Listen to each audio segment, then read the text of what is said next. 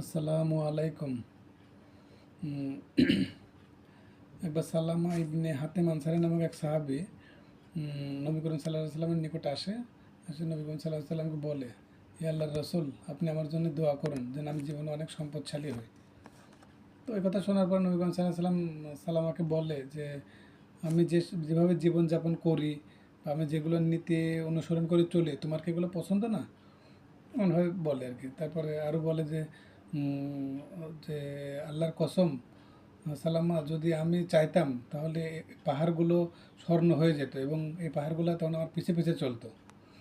তো নবী করিম সাল্লাল্লাহু আলাইহি ওয়াসাল্লাম যেহেতু এভাবে যখন বলে তখন সালামা একটু মানে মন খারাপই করে। মন খারাপ তখন আর আর কিছু বলে না, না বলে তখন ওখান থেকে চলে যায়। চলে যাওয়ার পরে ও কিছুদিন বাদে আবার আসে। আবার এসে নবী করিম সাল্লাল্লাহু আলাইহি ওয়াসাল্লাম আবার বলে যে, ইয়া আল্লাহর রসুল, আপনি আমার জন্য দোয়া করুন যেন আমি জীবনে অনেক সম্পদশালী হই। তবে আমি কথা দিচ্ছি যে আমি সম্পদের অধিকারী হলে আমার থেকে যে সমস্ত আমার সম্পদে যারা হকদার থাকবে আমি তাদের হক ঠিক মতন পালন করব, পূরণ করব। তো এই কথা বলার পর নবী করিম সাল্লাল্লাহু আলাইহি ওয়াসাল্লাম আল্লাহর কাছে দোয়া করে যেন সালামার জীবনের জন্য অনেক সম্পদশালী হয়, মানে সে যেন অনেক ধনী হয়, এগুলো দিয়ে দিয়ে তার জন্য দোয়া করে। তো দোয়া করার পরে তো কিছুদিন বাদে দেখা যায় আসলে সালামার যে সম্পত্তি ছিল আস্তে আস্তে ওগুলো বাড়তে থাকে। তো বাড়তে বাড়তে এমন একটা পর্যায়ে আসে যে সালামা যে মদিনা শহরের ভিতরে থাকতো, যেখানে সেখানে তার তার যেহেতু সম্পদ আস্তে বাড়ে, তাহলে তার মানে অনেক গরু ভেড়া ছাগল অনেক হচ্ছে, তার জায়গা দরকার অনেক। শহরের ভিতরে তার থাকার মতন ওরকম জায়গা হচ্ছে, তার জন্য তাকে শহর থেকে শহরের বাইরে চলে যাওয়া লাগে।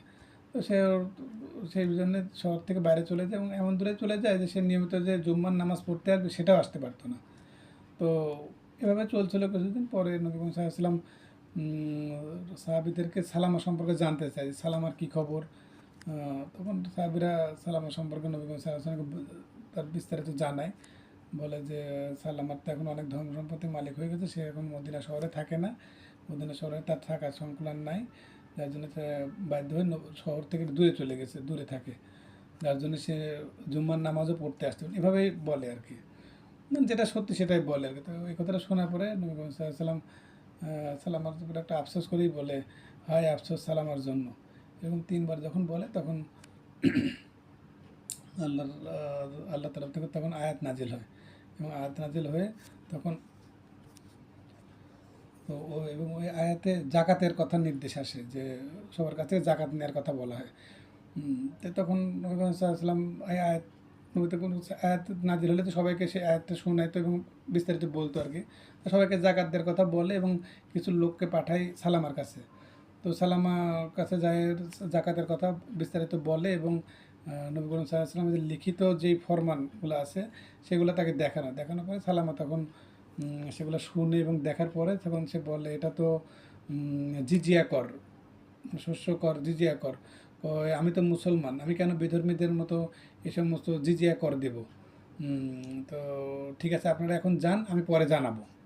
তো এই কথা বলে যখন বলে তখন তারা আর কি জোর জবরদস্তি কিছু না করে তারা চলে আসে নবী করিম সাল্লাল্লাহু আলাইহি ওয়াসাল্লামের সাথে সালামার কী বলে তার বিস্তারিত তুলে ধরে। তো তখন নবী করিম সাল্লাল্লাহু আলাইহি ওয়াসাল্লাম আবার আবার আফসোস করে আবার বলে যে হায় আফসোস সালামার জন্য, কথা আবার তিনবার বলে। বলার পরে তখন আল্লাহ তরফ থেকে আবার আয়াত নাজিল হয়, সম্ভবত আয়াতটা সূরা তওবার ৭৫ নম্বর আয়াত। এই আয়াতে এই যে যারা এই যে কথা দিয়েছিল যে আমরা সম্পদশালী হলে আমাদের প্রতি যাদের হক থাকবে, সেই হক হলো আমরা সেই হক পালন করি, এমন ওয়াদা করার পরে যারা এই ওয়াদা ভঙ্গ করে, মানে সম্পদ হওয়ার পরে কৃপণতা অবলম্বন করে এই সমস্ত ওয়াদা ভঙ্গ করে, তাদের জন্য নিন্দা প্রকাশ করা হয় এখানে।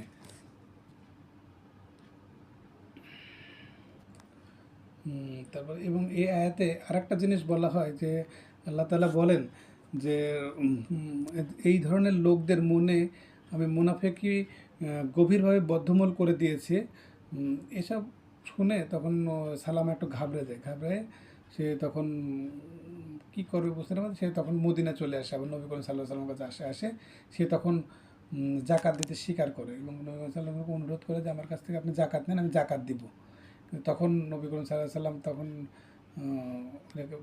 সালামাকে বলে যে আল্লাহ তাআলা তোমার কাছ থেকে জাকাত নিতে নিষেধ করেছেন। তো এই কথা শুনে সালামা একদম পুরো ঘাবড়ে যায় তখন, এবং আফসোস করতে থাকে। তখন নবী করিম সাল্লাল্লাহু আলাইহি ওয়াসাল্লাম তাকে সালামাকে বলে যে এটা তো তোমার কৃতকার্যেরই ফল, কারণ আমি তোমাকে জাকাত দিতে আদেশ করেছিলাম, তুমি অস্বীকার করেছো, তুমি জাকাত দিতে চাওনি। তো তাহলে এখন তুমি জাকাত দিতে চাচ্ছ, তোমার জাকাত তখন তুমি দেওনি, এখন তোমার জাকাত কেন গ্রহণ করা হবে? এভাবে বলার পর তো যাই হোক, তখন আর জাকাত তার কাছে নেওয়া হয় না। এর কিছুদিন বাদে নবী করিম সাল্লাল্লাহু আলাইহি ওয়াসাল্লাম ইন্তেকাল করেন। তো ওনার করার পরে প্রথম খলিফা হযরত আবু বকর রাদিয়াল্লাহু তাআলা আনহু, দ্বিতীয় খলিফা ওমর রাদিয়াল্লাহু তাআলা আনহু, ওনাদের দুজনের কাছেও সালামা জাকাত দেওয়ার কথা স্বীকার করে এবং জাকাত নেওয়ার জন্য অনুরোধ করে। কিন্তু তখন তারা বলে যে যেহেতু নবী করিম সাল্লাল্লাহু আলাইহি সাল্লামই তোমার কাছে জাকাত নেয়নি, তাহলে আমরা তোমার কাছে জাকাত নিই কীভাবে?